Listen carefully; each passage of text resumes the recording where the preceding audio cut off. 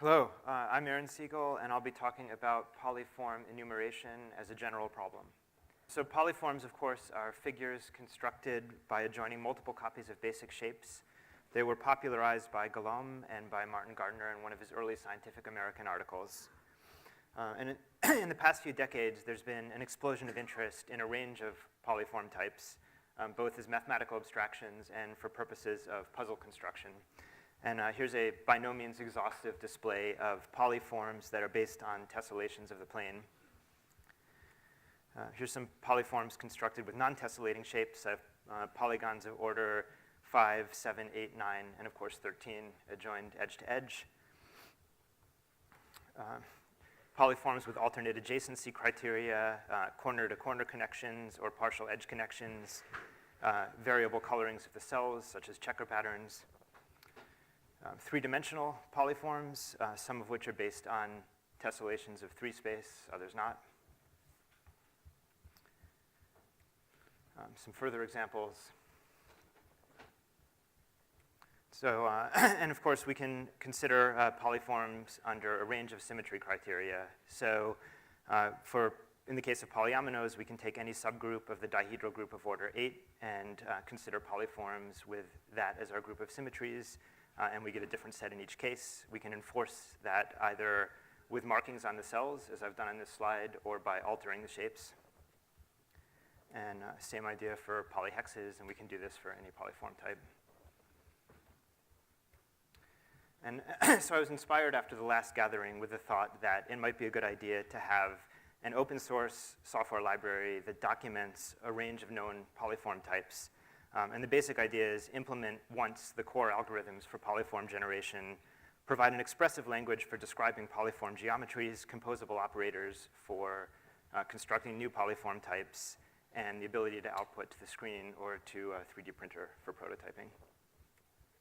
And the core idea goes back to a 1981 paper of Redelmeier. Many people in this room have probably seen this before.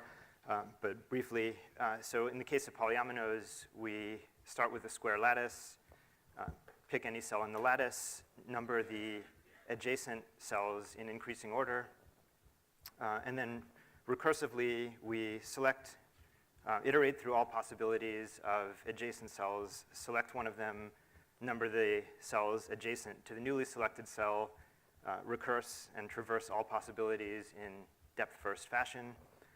And then say we're generating polyominoes of order 4. We stop when we get to a figure of area 4. And the sequence we've produced, in this case 2, 5, 8, is a signature for that polyomino. And it's not hard to see if we choose our cells in increasing integer sequence, that guarantees every fixed polyomino is generated exactly once. We need additional checks if we want to test for symmetries. So here's a symmetric form of the preceding polyomino with a signature that is strictly less in lexicographic order. And so Polyformer handles this case by tracing through all symmetries of the lattice, constructing the signatures of each of the symmetric forms of each polyomino that's constructed.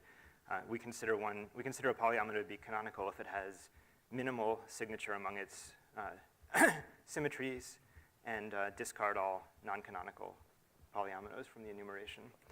So the nice thing about this algorithm is it works for arbitrary lattices. So there's nothing specific to polyominoes in it. We can run it on any lattice. And there's some added complexities for more complicated polyform types. For example, here are 2 inequivalent ways of generating a polytan of order 4. We can handle this by specifying a refinement of the polytan lattice and doing our minimality check on the refined lattice. And that guarantees that exactly one of these 2 forms will be selected as canonical. And that works in lots of different cases.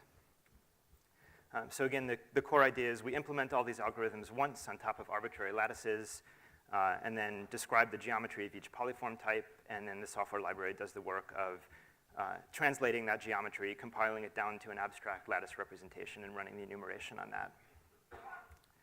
So in practice, this is what it looks like. This is the entirety of the code for polyhexes. It specifies the hexagonal geometry. You can take this and output a table such as this, which gives counts of polyhexes up to order 10 grouped by symmetry type. We can display the figures visually, and the different colors represent different symmetry types. As an example of a composable operator, I can now say, give me stacked polyhexes, and generate this. And these are hexagonal prisms adjoined face-to-face in all possible ways. And then one last slide, since this is G4G13, here are stacked polytriskidecks, which are 13 gonal prisms adjoined face-to-face in all possible ways. And so the software, it'll be available on GitHub in time for publication of the exchange papers, and so you'll be able to go in and play around with it and 3D print models. Thank you very much.